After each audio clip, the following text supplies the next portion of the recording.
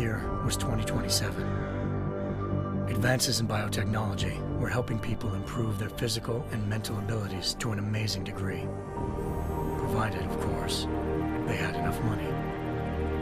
A new breed of people was emerging, half human, half machine. And in Detroit, at least, not everyone was happy to see it. I'd just landed a job as head of security at Sarif Industries, a cutting-edge biotech firm. David Sarif himself handpicked me for the job, said he needed me to keep his people safe. My ex, Megan Reed, was one of them. Brilliant neuroscientist, Megan had found a way to make augmentation safe and affordable for everyone. All she had to do was present her research to Congress. But the night before her big meeting, my security measures failed. A team of Black Op mercenaries stormed into Sarif headquarters, massacring everyone in sight. 3 of the mercs were heavily augmented walking tanks. Their mission? Take out Megan and her team. I tried to stop them, but their leader tossed me through a plate glass wall.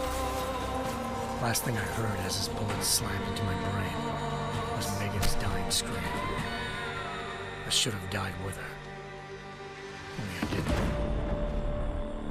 High-end military-grade enhancements saved my life. The best augmentation Sarif's money could buy. It took me half a year to get a feel for her. Should have taken longer. But 6 months into my recovery, Sarif Industries was attacked again. This time, by a radical group of pro-human purists. Violent, militant, and fanatically opposed to human augmentation. They claimed to be members of Humanity Front, a non-profit organization that wanted the UN to limit biotechnology research. The thugs broke into Sarif's factory and found machinists working overtime on a top-secret military augment called the Typhoon. Sarif sent me to retrieve it, and when I did, I found one of the so-called purists next to it, wired with cerebral implants, trying to download its classified specs. Obviously, something more was going on. The AUG killed himself before I could question him.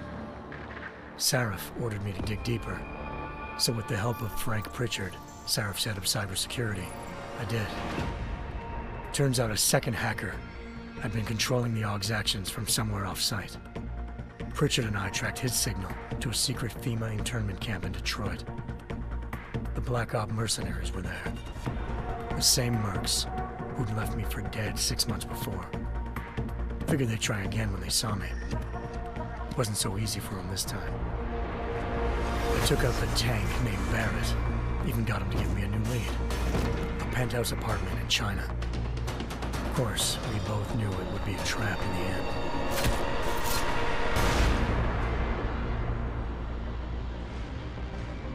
Hengsha Island, China. Home to a city so crowded, they had to build a second city on top of it. Trying to find clues in Hengsha wouldn't be easy. Lucky for me, I wasn't alone. Farida Malik, Sarif Industries' ace pilot, had lived in Hengsha before. A good person to have on your side. She knew enough about the place to get me around. Malik dropped me in the lower city, close to the penthouse Barrett had told me about. Bell Tower Associates, a private security firm under contract to the Chinese government, had agents tossing the suite when I arrived. Just not for the reason I'd been expecting. Turns out the man who lived there was a criminal hacker named Van Bruggen. The same hacker who'd been remotely controlling the AUG in Sarif's factory. Van Bruggen's panicked decision to force the man to commit suicide had been a mistake. Now his mercenary partners were gunning for him, and I needed to find him before they did. Locating Van Bruggen meant playing nice with the Triads, Hengsha's organized crime lords. They had the hacker holed up inside a low-rent capsule hotel. By the time I found him, Van Bruggen had no qualms giving up the woman who hired him. Zhao Yunru, president of the Taiyang Medical Corporation. According to Van Bruggen, Zhao wanted to monopolize the augmentation industry and had hired Black Op mercenaries to destabilize her competition. Sarif Industries was at the top of her list.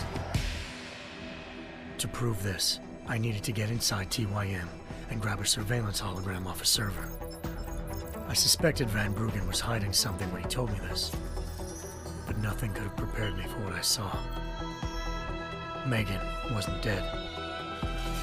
She and her 4 best researchers had been kidnapped, spirited away somewhere while their kidnappers made it look like they were dead. Desperate to learn more, I confronted Zhao in her penthouse.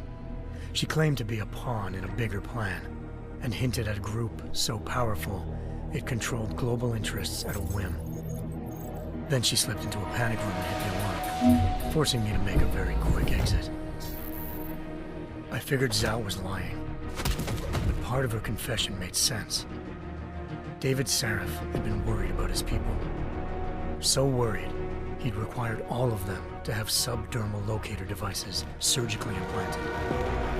The GPLs would have been broadcasting the day of the attack. But Zhao said a single call to Picus, the world's leader in global 24-hour satellite news, had turned those signals off. I needed to fly to Picus headquarters in Montreal if I wanted to learn more.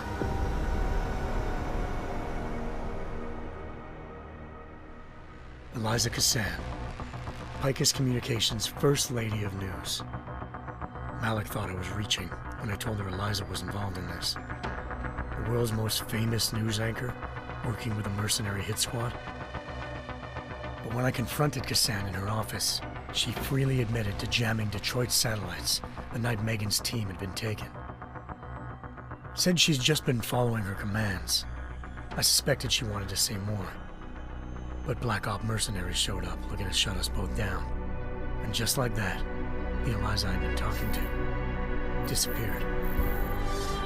The Mercs were led by an augmented killer I crossed paths with twice before, Fedorova, a woman who'd made silence her best friend. She waited for me to track Eliza's transmission to a secret server room underneath the Picus complex, then jumped me from behind. A deadly fight ensued. I made sure she never moved silently again. With Fedorova down and no one left to keep Eliza quiet, she reappeared. Turns out Picus's First Lady of News wasn't a lady at all. She was a sophisticated AI program, engineered to monitor data streams and control what people believed. Eliza told me the Mercs had brought in a Humanity Front doctor named Isaiah Sandoval to remove the scientist's implanted tracking devices while Detroit's satellites were down. She also told me to speak to David Sarif if I wanted to learn more. By the time Malik and I got back to Detroit, tensions between normal and augmented citizens had reached a flashpoint.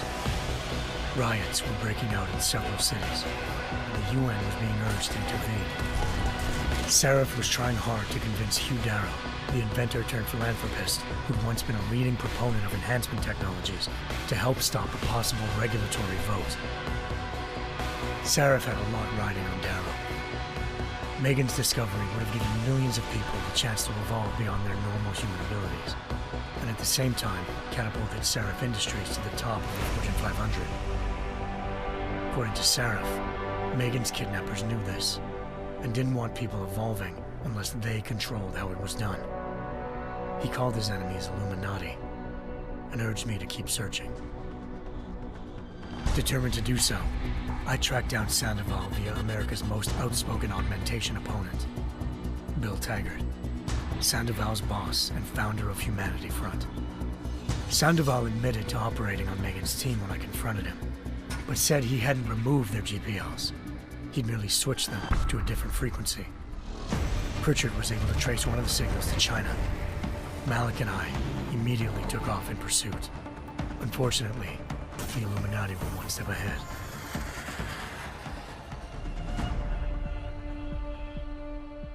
Ambushed. Shot out of the sky by Bell Tower Associates, seconds after entering Hengsha's airspace. Malik's piloting skills saved me. After a tense and bitter struggle, I escaped into Lower Hengsha. The tracking signal I was following led straight to the Triads, or more specifically, to the augmented arm of Tong Si-hung, leader of a gang of augmentation harvesters. Tong said they'd taken the arm off a corpse, which Bell Tower had left at their door, meaning at least one of Sarif's scientists was dead. Maybe not the rest of them, though. Tong pointed me to a port used for human trafficking and helped me slip aboard a bell tower ship. He was sailing to Rifleman Bank Station, a military base in the South China Sea. Bell Tower was holding kidnapped civilians as prisoners there, and using them to perfect the Hyron Project, a human-computer interface that left most of its test subjects dead. My search for Megan would have ended then, if not for a mysterious ally named Quinn. In exchange for my help exposing Bell Tower, he slipped me aboard a second ship headed to Singapore and an Illuminati-run biotech facility called Omega Ranch. 3 of Serif's scientists were there, forced by their captors to create a technology capable of remotely shutting down augmented abilities.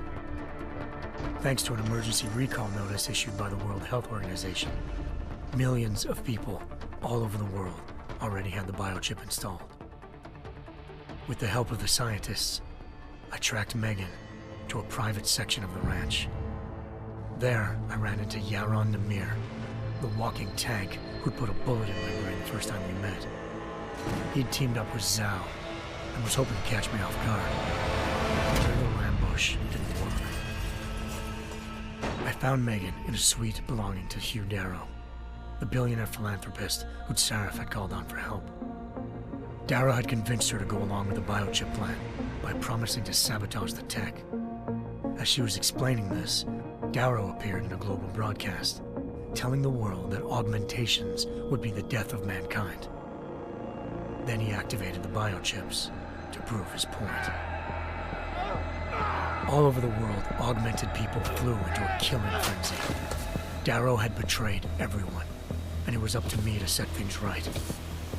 To do it, I had to reach Panchaea, a massive installation in the Arctic Ocean. As I raced through corridors built by an all-augmented workforce, I saw death and destruction firsthand. By the time I shut down Darrow's broadcast, I knew the damage he'd done. Still, humanity's future remained unclear. How would the world react to this sabotage? Would people ever regain their faith in augmentations again? What would be the Illuminati's next move? Only time will give us the answers.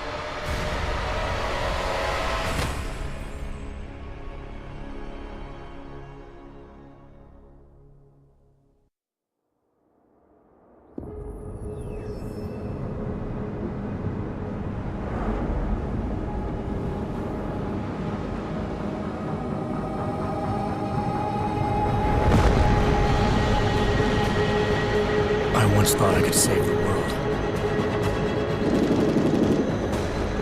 Now look at it.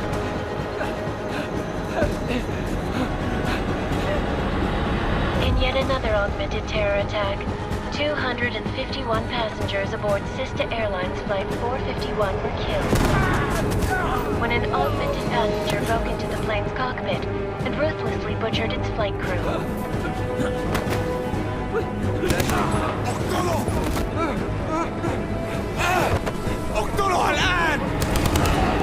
Details recovered from the black box recorder suggest that the man may have been suffering flashbacks to the AUG incident. That horrible day 2 years ago when augmented people all over the world flew into a psychotic killing spree, causing the greatest loss of life in recent history. Sometimes, you just have to let go and embrace what you've become. Not gonna go all wonky on us now, Hansa, are ya? Well, if I do, McCready, I guarantee you'll never see it coming. Agent Jensen! Am I gonna have a problem with you? No, sir. No reason to assume you would. Good, because you are the only augmented operative on this team, and I intend to make good use of you. Listen up, all of you. We got a sandstorm barreling down our arse and we can't afford to make mistakes. We're going after this man, an arms dealer named Shepard. He's ex-Bell Tower, one of the Special Forces commanders who disappeared during the incident. And he's come out of hiding. That cannot be good. It's not. He's selling weapons and military-grade augments to terrorists. This is Aran Singh, the undercover agent who lured Shepard out of his hole. best UC Interpol's got. For 3 years he's worked hard to get in tight.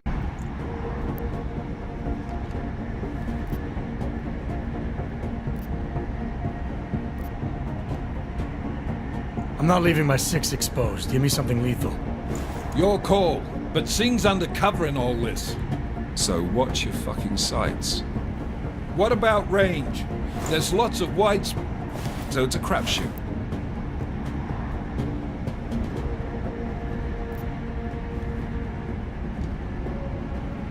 Well, I'm not looking to play dice with anyone in there. Give me something with distance. Your call. Less chance of being seen and compromising Singh that way. One last thing, Jensen. Singh said the Jinn are using some sort of portable Wi-Fi device to boost communications. He's got a better chance of maintaining cover if you disable it. I'll keep an eye out for it. But aren't we on the clock here? You said there's a sandstorm moving in. There is, and we got the intel on this mission at the very last minute. So we're scrambling a little. If it comes to it, your #1 priority is keeping the Jinn out of that atrium. Copy that. Time to put away your heavy thoughts, gentlemen. We're approaching the target building. You're up first, Jensen. Let's do this. Task Force Actual. This is Knife Leader. Engage Hush drives and descend to Angels 1-5.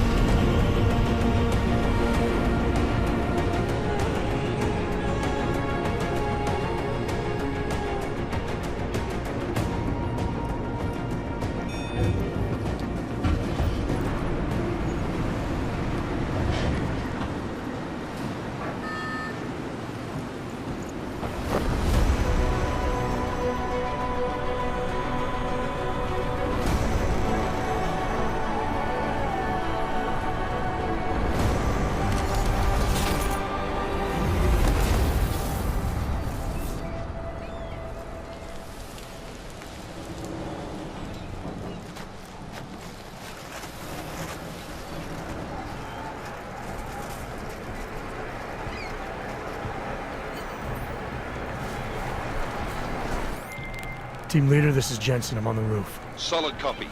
Move into the building. The access route you need to block is at the far end of the penthouses. And keep in mind, the direct route might not be the easiest one. Roger that. McCready will advise once his team is on the ground. Miller out.